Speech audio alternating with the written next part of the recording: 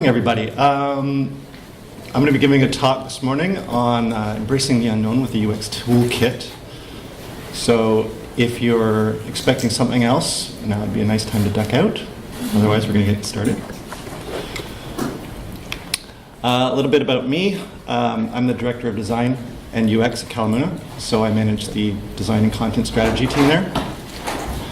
Ultimately, I'm responsible for our UX research and design practice as well. Now, I've been designing websites for over 20 years, and I've worked on pretty much every imaginable size of website, from little personal, humble, one-pagers and small business sites, right up to the largest web portal in Canada. And for the past 4.5 years, I've been leading Kalamuna's discovery and design processes on large website projects. What I love about Kalamuna and working here is that we work primarily with socially impactful institutions, associations, agencies, and governments to help them solve today's most pressing problems. And we do this by empowering them with the research, the strategy, the design, and the technology that will help them transform their organizations so they can better serve the needs of their audiences and communities. We're based in Oakland. Born in San Francisco, based in Oakland, really that's where our headquarters is, downtown. It's a very active and politically active part of the world, so it suits our mission very well. But we're also quite distributed. We have members up in Canada, up in Vancouver, and a few of us are in Toronto, myself included, down the eastern seaboard, from Brooklyn down to Virginia. And we have one member in Romania, in Timișoara. I think I got that right. These are a few of the organizations that we help with their web missions, with their missions on the web. You can see there's a mix of nonprofits, some charities, some agencies, both in San Francisco and San Jose, and some media properties who are also trying to do good things, and a few health companies as well. We do a lot of work also with other institutions here in the area in the higher ed space and in health as well, especially. First, a little bit about who this talk is for. While I hope everyone will be able to take something away from it, this is not a Drupal talk, just to be clear. It applies to any project, really. But it's mainly geared for UX designers, but also for product owners and project leads. Who are trying to figure out how to build up their team's practice, and anybody who wants to know how UX research and design techniques fit into their project lifecycle. So I'd like to get a show of hands. How many designers are in the room right now? Whoa, okay, quite a few, great. Any project managers or product owners? Okay, almost as many as designers, cool. Show of hands, are there any developers in the room? Awesome. Okay, great. Has anybody not put up their hand? No? Okay, so I don't have to single anybody else. I was just curious if there's anybody else who was maybe something else. Okay, this is great. Let's get started. I've kind of put a little bit of an outline so you can see where we're going to go today. But before I get started, I want to take a moment to reflect on something a bit more physical and grounded that occurred to me the other night as I was preparing for this talk. While my talk is technically about UX toolkits, it's also about a higher level philosophy. And it's really about a way of life. And I hope that that comes across in my talk today. By the way, I thought it was really cool that there was, right before this bad camp, there was a related event called the Drupal Surf Camp in Santa Cruz. I don't know if you all knew that. It was, for Drupal folks interested in learning how to surf while they're out on the coast, right? Did anybody here attend? No? Okay. Anybody want to attend? Yeah, right? Yeah. Okay, cool. Yeah, I wanted to go too. Didn't get a chance, unfortunately, but maybe next year. But anyway, so here we are. We're in California, right? The mecca for surfing, and we're surrounded by all this incredible coastal beauty. And it reminded me about how much surfing was like a metaphor for what we're going to be talking about here today. But first, some context. As I mentioned, I'm a designer, and that basically means I make a living tackling new challenges and trying to come up with solutions to problems. And while you might think that designing websites for 20 plus years would get a bit repetitive, the truth is it never gets boring. And why is that? Well, for a few reasons, but basically every project is unique, right? It's like a snowflake. And no two projects are exactly alike. While there may be some commonalities, for sure, every problem requires a different solution, a different approach, or even a different mindset. And then there's this notion that, like, there's what you dream for and what you hope for, and then there's reality. So at the beginning of every project, after the rosy glow of signing the contract wears off, you're like, okay, we got the gig, and you've had the kickoff meeting, and everyone's like, yeah, let's do it. There's inevitably going to be some realities that crop up, right? And you're going to have to make a distinction between what we all hope for and what's actually possible. And these are some of the constraints we have to deal with. Unfortunately, in our dreams, we have an unlimited budget to design the best website, but in reality, it's a little bit more, more humble, right? Budgets are always smaller than you wish they were. And everyone wants to build the best website possible. But we can only do what we've got the budget to work with. So given enough money, anything is possible. And we like to tell our clients, when they ask, is this possible? Of course it's possible. Anything's possible with enough money or enough time. But I've never been on a project personally that's had an unlimited budget. Although some have been scarily over budget. That's a different story we won't get into today. And then timelines. Just for reference, does anybody know what this picture's of? Can you guess? Yeah. Panama Canal. Yeah. So project timelines are never as long as you wish they were. This project, incidentally, took 10 years from 1904 to 1914 at a cost of $500 million. That's not the kind of scale we get to work on our projects, unfortunately.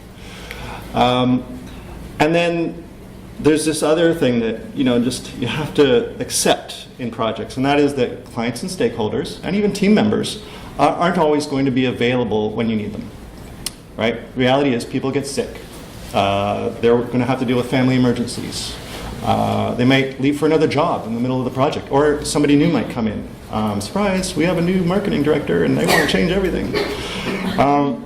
But in fact, for most long projects, no matter how well you try to plan around it, it's almost guaranteed that one or more of your key stakeholders will go on vacation at some point in the project. Guaranteed. It always seems to happen. So you need to expect the unexpected, right? Surprise, surprise. In discovery, you'll learn all kinds of things that the client didn't tell you about in the RFP. Stuff's going to come up that wasn't part of the original project scope as you start to dig into the problems and you start to learn, okay, well maybe this issue is more important than what we were originally setting out to fix. And you're going to be expected to take it all in stride, right? You're a professional. You just got to deal with it. So whether it's a new requirement or a new stakeholder, you can always count on there being some surprises along the way, especially for larger projects. And it's really important to make a distinction between collaboration and consensus. Both are crucial and important to any project success, but some stakeholders want to be more heavily involved in the process, and that's great if you can get that. Other stakeholders just want to be kept in the loop. And knowing how and when to engage with them can be critical because they just might not have the bandwidth or the time to give to you. So your job is going to be to figure out the politics so that you have the right people involved at the right time. And you want to get consensus as early and often as possible. Because if not, you will pay for it later. Guaranteed. So what's in this talk for you? My hope is that in this talk you'll get more of it than just learning about some research techniques. In fact, this is not a talk about UX research techniques per se. Even though that we're going to touch on a few of them, it's really about how and when you use them, and why you need to have an array of options. So one of the things, as a UX or design lead, being prepared and having the skills to work through any design problem is extremely important. Similar to the surfer who has to know how to handle dangerous wave conditions when they're out on the ocean. Where are the undertows? Which way is where's the reef? Where are the rocks that I don't want to surf into and break my head on? The entire project team is counting on you to figure out all kinds of stuff. And not only who we're designing for and what it needs to be and what it needs to do, but also how we need to organize it, how users will navigate around it, how editors will manage it, how we label it, brand it, right down to the little things like how we communicate errors and return a search query. So being able to say to your stakeholders and teammates, I don't know the answer to that, but I know how to find out, is incredibly important and powerful. So you need to be able to back that up, right? And that's where having UX Toolkit can help, as you'll see. And because every situation is going to be unique, you can't rely on having a single process for all situations. The reality is you need to be flexible and adaptable to the project demands.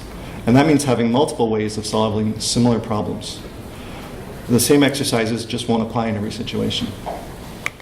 So in the surfing world, to bring the kind of the metaphor into it a little bit more obviously, a surfer will have to choose a different shape and size of board depending on the wave conditions when they're going out, right? So you need to have different research techniques for different project conditions as well. You might not get the budget to do all the things you want to do. You might not have the time. So you need to find some shortcuts and always have a plan B and a plan C. So before I jump into what a UX toolkit is, I want to take a little bit of a step back because you might well ask, well, why is all this flexibility and nimbleness required if it isn't obvious already? Why can't we just develop a really solid process and stick to it, right? And just follow it step by step for every project? There are reasons. Back in the day, meaning the late 90s for me, most big projects were really slow, lumbering with numerous milestones and sign-offs. They cost a lot of money, they took forever, and the end result was often a disappointment. Think of healthcare.gov, which wasn't even that long ago. Anyways, this was known as the waterfall approach because a typical Gantt chart, which was used by project managers to kind of lay out all the steps in the project, it looked like a series of waterfalls with a big upfront planning phase, a long drawn-out design phase, an epic implementation phase. So here's a diagram showing, how essentially a project would be run. Then along came a bunch of engineers who wanted to do things differently. And they came up with the Agile Manifesto. And I'm not going to get into what that is exactly today. Many of you may already know. But compared to the waterfall process, this was like a speedy hare racing the tortoise, chopping the project up into short, deliverable-focused units of time called sprints. And it was a little bit more iterative in that way, right? You were just kind of like researching, designing, prototyping, testing all the way through along the project. Always, in theory, always ending your sprint with something ready to be shipped, something shippable. But in reality, most projects still have distinct waterfall-like phases. And even if they're going to be run in an agile way, you're going to have these sign-offs and these milestones. And this happens for many reasons. And it's just an accepted part of project planning today. I've even heard it called Wagile.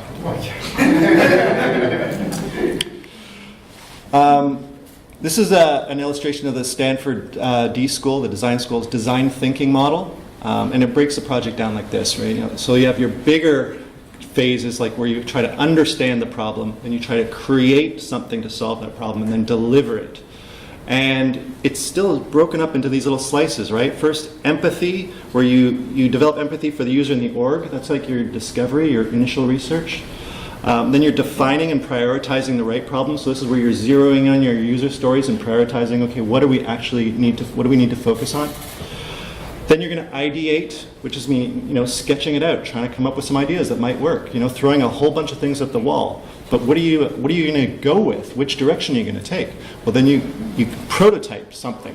Pick one thing that you think is the best bet. Try that, but then test it before you actually start coding and building out your whole CMS, or whatever it may be. Similarly, at Kalamuna, we have we recognize this in our project lifecycle, at least for big Drupal projects. We try to acknowledge this reality. So while we may run agile sprints during implementation, we also have waterfall-like phases between discovery, design, and implementation.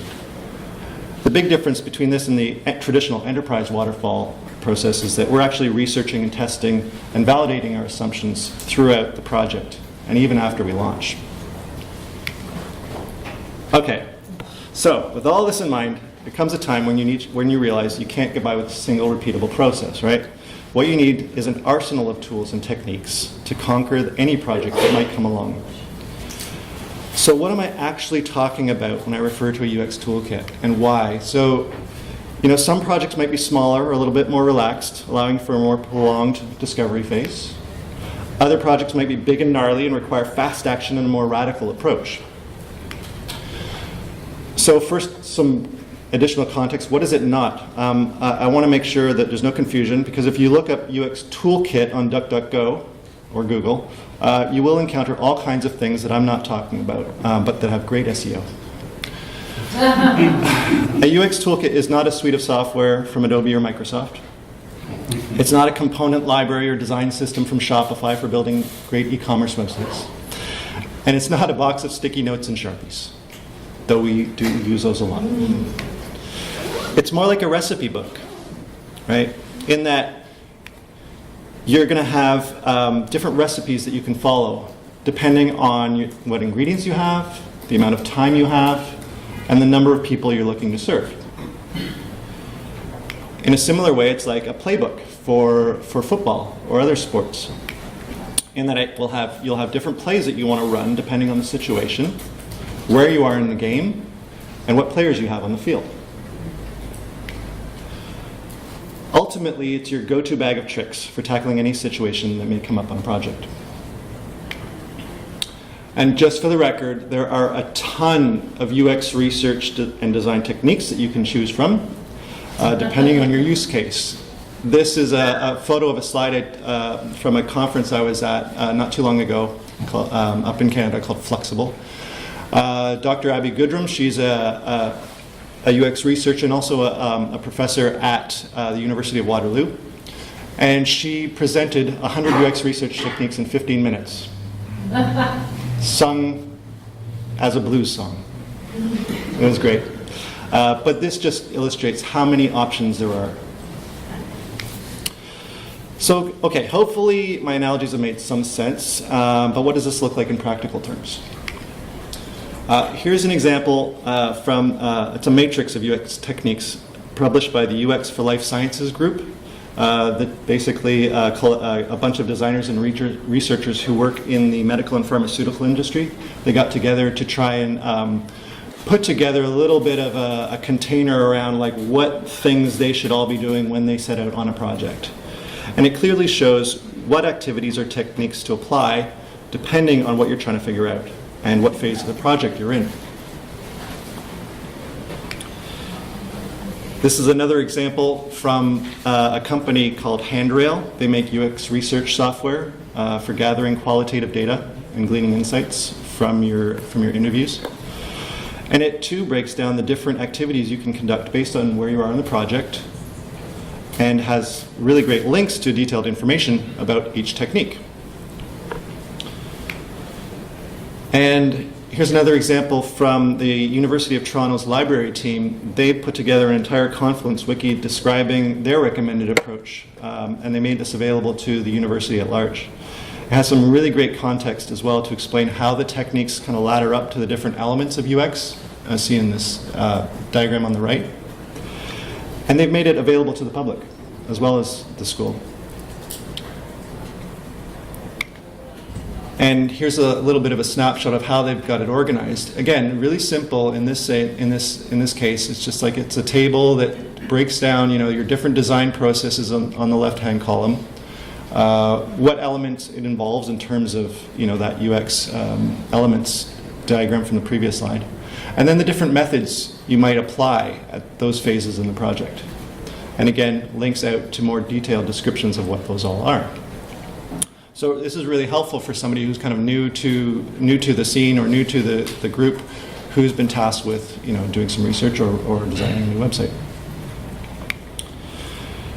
And then this is a little checklist. I kind of threw this in, and I was debating taking it out, but I thought it was still interesting because of how and where it was. It's hosted. So this is again available to the public. It's hosted on GitHub. It's a project checklist created by a man named Andrea Soverini, and it again tries to categorize different exercises you can do depending on your project and your circumstances. Okay, so what's in our toolkit? Our UX toolkit, you may ask. So I'll be completely upfront and let you know that unlike the examples I just showed you, We don't have a pretty table with links to all of our detailed documentation. As a small agency with limited time and resources, we just don't have the bandwidth to develop and maintain something that robust. And we're not selling it in the same way that a software company might be. And we don't have the same repeatable patterns that a university library might be using for all the department websites. But the truth is we don't need to, because we do have different techniques and exercises that we run depending on the phase of the project, certainly, and the type of projects we're running.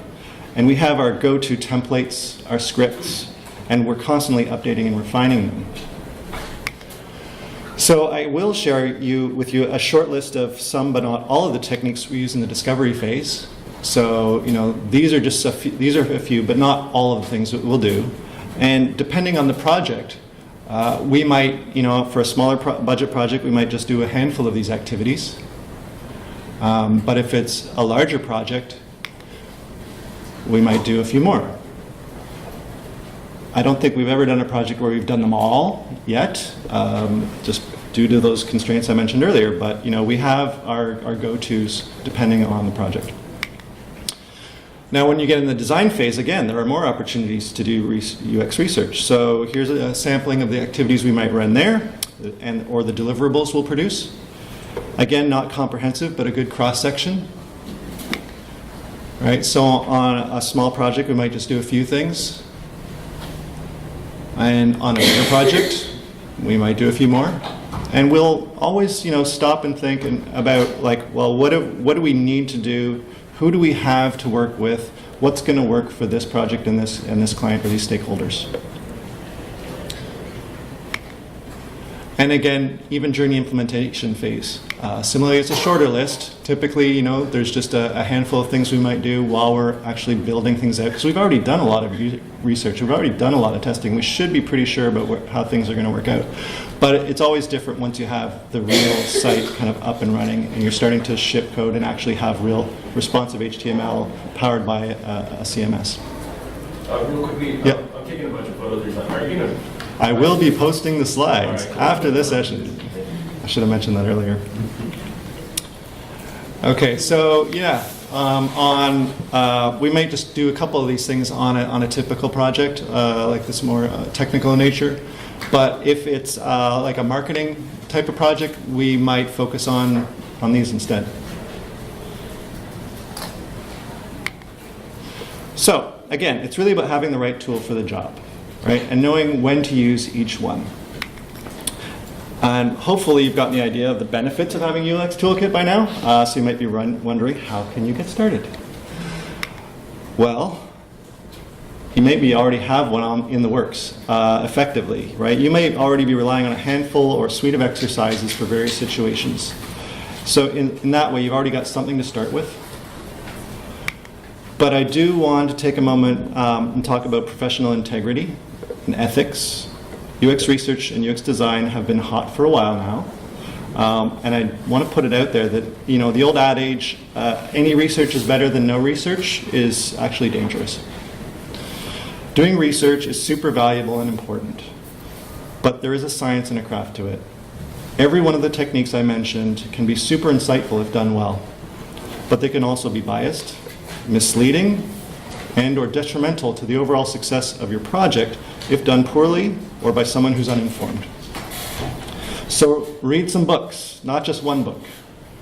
Attend some conferences and learn from other designers and researchers who will share their success stories and horror stories. Okay, got that out of the way. Learn and grow as you go. If you encounter a new situation or something comes up that you haven't had to deal with before, don't stress. Adopt a beginner's mind and think about how you might need to modify your existing processes, or go and do some research and find out what might be an appropriate new technique to learn. And don't be afraid to change your ways. You can always learn from any project and do it differently the next time. You'll always do it better the next time. And embrace the chance to learn some new techniques. It's an opportunity for you to grow and improve your practice. Keep track of what you did. Next time you do it, update your process documentation so you don't forget what you've learned. That includes everything from emails you send to prospective interview candidates, workshop decks, and research reports. These are all going to be things that you can turn into a template for the next time, but don't think that you have to use it the same way every time. You can go as deep and technical as the U of T Libraries UX Toolkit, as I showed you earlier. They're using a Confluence wiki, as I mentioned. You can also use GitHub to document your stuff, or even good old Drupal. We typically use a Google suite of tools, so docs, slides, and sheets. And for more established processes, we do document them in our own internal Confluence wiki. Don't be afraid to innovate. You will likely need to change or modify your processes due to budget or time constraints. And we face this all the time. It's like we want to do the big, collaborative workshop thing, but we've only got so many hours to work with. How can we hack it down to the amount of time we've got and the number of people we've got and the budget we've got? Because you will realize that if you did it again, you'll want to change some things as well, and that's okay. You don't feel like you have to be dogmatic about your processes. Because, again, remember, no two projects are alike, so why would your processes be the same every time? All right, so I did want to provide some other resources that you can refer to learn more. John Lax, he's the product design director, from Facebook. He gave a talk 2 years ago that directly inspired the session for me. It was, his title was "Great Products Don't Happen by Accident," but his message was, how do you do what you do? Because how you run your projects and how you tackle your problems is central to how successful you will be. So I highly encourage you to check out his Medium post. He basically posted his whole talk on Medium. Nathan Curtis of Design System fame, he works for UIE, which is a well-known UX design and research agency and a training consultancy. He published a PDF a while back that articulates the relative value and amount of time you want to spend on the various aspects of your design process. So I highly recommend downloading it. You cannot read it on this slide, obviously, but as a PDF you can zoom in, and it's really rich. And this book, Planning for Everything, just came out really recently. I got to see a talk by the author Peter Morville not too long ago, just a month ago. He is one of the co-authors of the Information Architecture Bible. That's the one published by O'Reilly. And this book is as much about human psychology as it is about planning web projects. It's really cool, so I highly recommend it.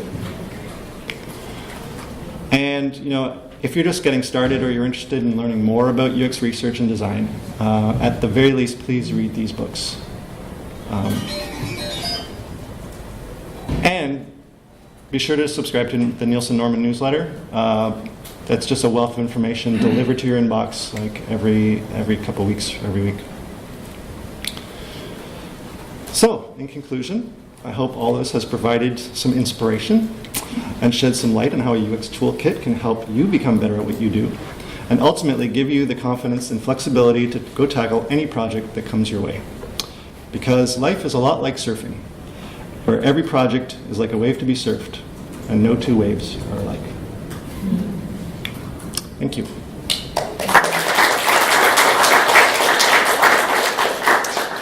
So we have a bit of time if anybody has questions. You, sir. Hello. The Nielsen Norman newsletter, Yes. is it still good?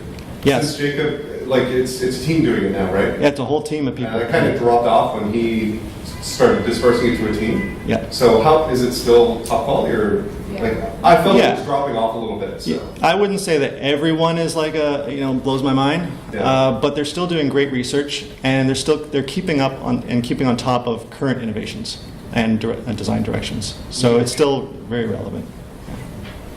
You get numbers, like they did, like real studies, so it's Yeah. helpful. So less opinionated and more research oriented, Yeah. or A maybe bit of that's both. not fair. Bit of both. Yeah. I've attended a couple of their conferences and they're great. I mean, I think this whole team, I feel like they're very selective on who they hire to join the team. Yeah. And they're all pretty knowledgeable. I mean, I've always felt like every session that I attend, I draw a lot from it, so. Cool. Great. Clayton, you had a question?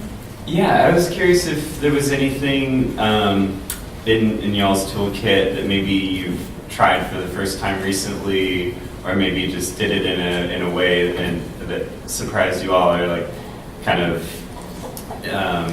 just curious if you have any stories on a specific strategy you used and had a nice outcome.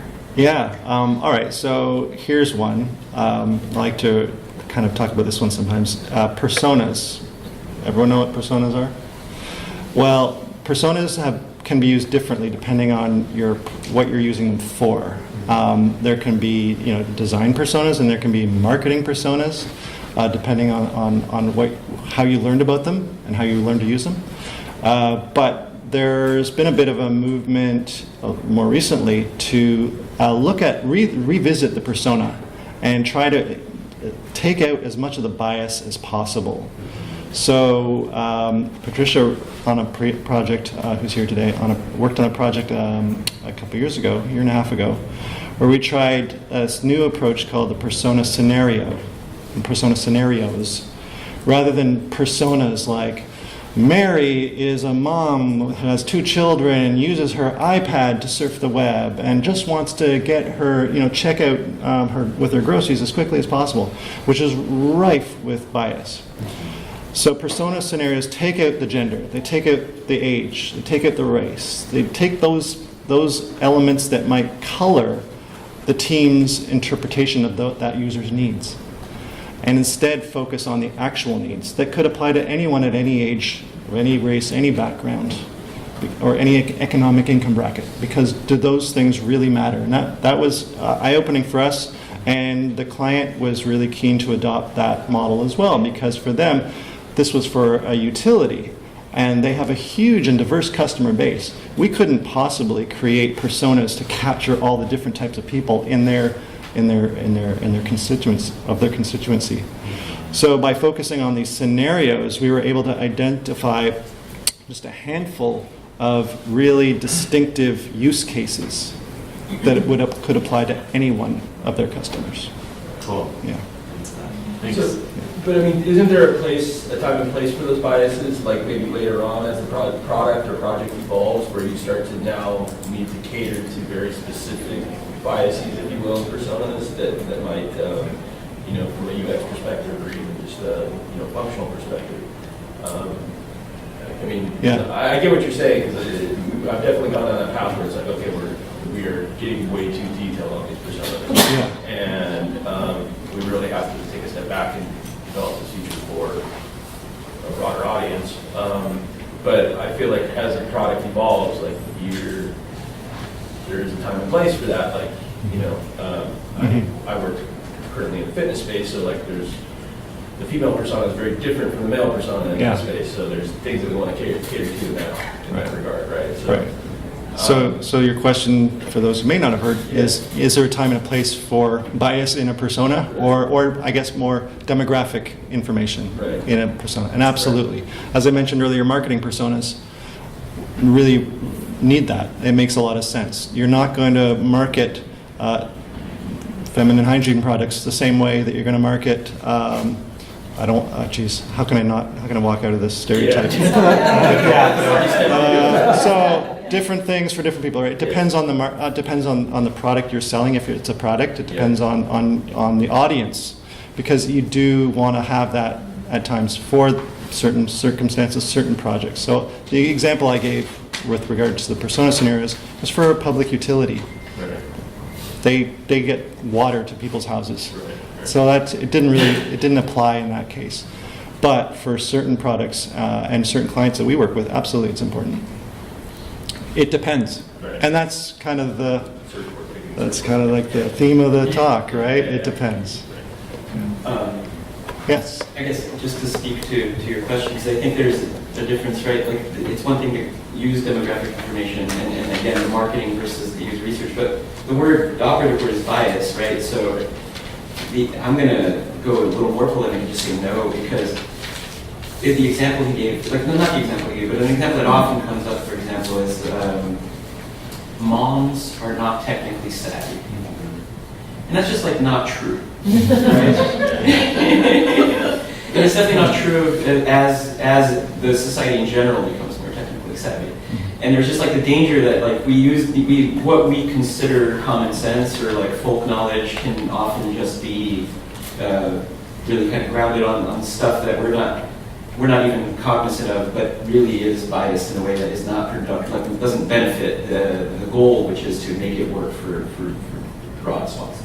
See, I have a little bit of argument with that because while you're right, not all moms are not technically savvy, but there could be a potential section of your user base that are maybe moms that are not technically savvy, and does your interface account for that, right? Does your product or feature account for that? Are you making it intuitive enough? And it's not just maybe moms that are not savvy. So that's the argument that it's not about moms then. It's Right, about something else. you're not mapping it to the bias shouldn't be to a specific demographic, it should just be that feature. Non-technically savvy. Yeah. There are people that are not savvy, right? And then, so yeah, I guess maybe make those biases more global, is I guess what you're trying to do out? Well, it's focusing on the needs Right. instead of on Okay. the physical characteristics. Yeah. You know, things like gender, what does that mean? How does that really affect somebody's ability You're to do arguing something? against natural human nature, right? We're naturally just biased people. Yeah, absolutely. Right. So that's why it takes Yeah. work. Yeah, you have to abstract, take a step back and look at the need. Thank you. Yeah. Great questions. Any other questions? I have a Yeah. question. Oh, hey. Go ahead. So mine was more on, like, it's usually the UX team and the POs who are looking to refine a toolkit that is just so refined they can fit in a sprint. Right. And we're trying constantly just to battle that. It's like it's not always going to be in a sprint. Mm-hmm. And so, have you had any issues dealing with POs and this toolkit, or do you have that flexibility because you? We have to have the flexibility. And that's what I want to stress from this whole talk. Don't get caught up on doing it the same way for every sprint, because you're not going to be able to. You're just going to get frustrated because you have to accept the realities of what else you're trying to accomplish in that sprint. You're not going to necessarily going to get to test or do audience research and UX testing for every feature you're building. So you might want to instead look at, okay, well, at what point in the project should we take a break and maybe take a pause on the implementation and just do like a research sprint or a testing sprint? Because not all sprints have to be the same either. So that's what we've done at times, where we can do a design sprint, and then an implementation sprint, and then a testing sprint, as an example. So again, think about how you can hack your processes to deal with the realities. Mine was kind of related to that in that often I find you do a discovery and then an implementation exposes a whole lot of things that weren't discovered. Yep. And if the discovery is already kind of done, the PM is locked into a certain set of tasks that may not be Yeah. relevant anymore That's, and need to be refactored. that's a great point. Well, one of our members of our team likes to say, always be discovering. Because you will always be learning new things as you go along. You can't figure it out all up front. That's why Waterfall didn't work, right? Because it was they tried to like plan it all up front, and then just go without stopping to rethink. Is this the right path to be on? Is this even going to work? And so that's why the implementation phases would just stretch out and on and on and on as like more and more technical debt would build up. And they realize, okay, well, we're on this path now, so we got to keep going. And they would call it a death march, just to try and get the thing shipped, whether or not it was the best thing they could launch with. So that was what prompted the Agile revolution, right? To be able to break it up a little bit and test those hypotheses earlier on. So if you have that mindset and you bake that into your process, you're not just doing discover and go. It's you discover as much as you can. Okay, do you feel like you have enough to get started? But validate that all the way along the way. And don't be afraid to change course, because you might have to rethink things midway through. That's life. Yeah. So I totally get that. For the beginning of the discovery project, sometimes right after doing stakeholder interviews, you might have a whole list of discovery activities, and you realize you shouldn't be doing those ones. So sometimes it's good to start with the interviews, and then from there it'll be obvious what to do, because it's it's not always obvious upfront which research methods to be using. Yeah, you almost have to go into it with like a decision tree, and it's like, if this, then we're doing this, you know, and et cetera.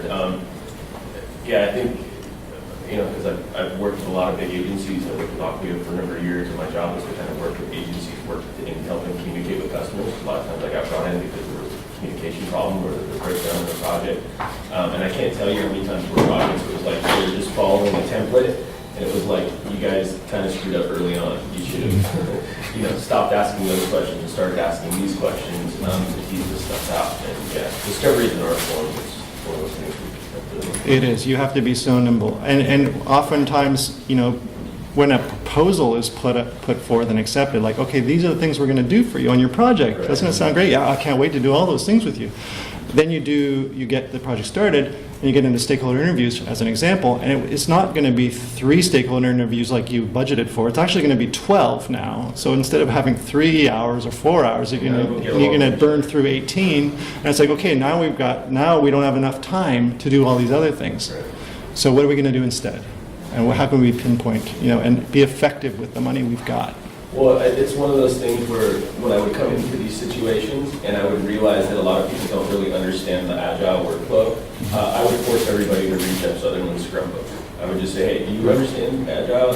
Oh yeah, I've done it. No. Have you read the book? Do you understand why this is important and why we need to be able to, from sprint to pitch sprint, have that nimble ability to potentially change things? And so like you're saying, the waterfall is broken. And if people don't understand waterfall, then you have to force them to understand what Agile is and why it's important, and why you need to be able to change decisions. And that's hard sometimes with a project, because they've got a budget, you kind of agree with things up front, and yeah, but anyways. Another quick question, sorry. Yeah, we got 1 minute. Yeah. On persona definition, and it maybe kind of parallels with this, like, I'm in the early stages of developing a product, a SaaS platform, and we've identified personas, you know, hopefully fairly generalized. Maybe I'm going to go back and take a look at maybe some of the biases I put in there. Do you have any like kind of de facto standard or process that you rely on when you guys are doing that, like defining your process? Is there like a methodology or? Yes, it's called intuition. No, but it's informed. We try to get it as informed as possible but it's going to, again, depend on the project. Who do we have access to? Do we get to talk to the end users? Do we get to talk to the actual customers? Or do we have to talk to proxies?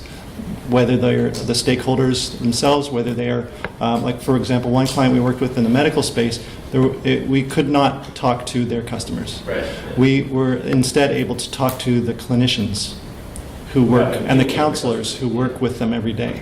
And they were able to relate to us what kind of concerns those patients have and what kind of things that we need to account for. So again, it's always going to depend. Yeah.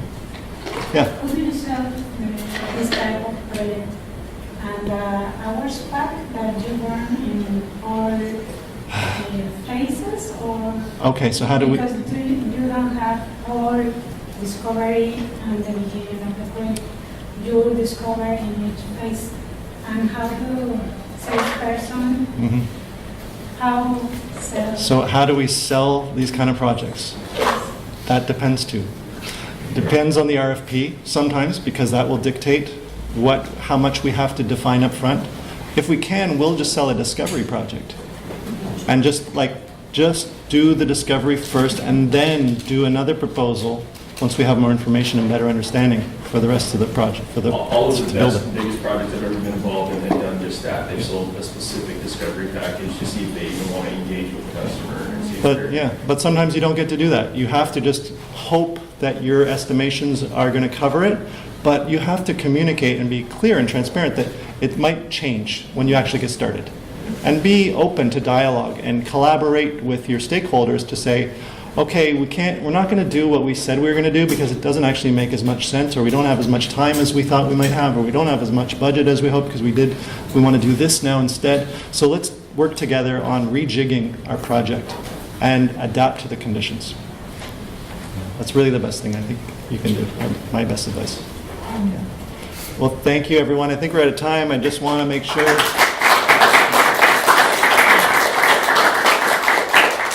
credit where credit is due. I did not take all those photos. And connect with us on all these wonderful channels. Hope to hear from you. Thanks. These slides will be posted on the Badcamp website later today.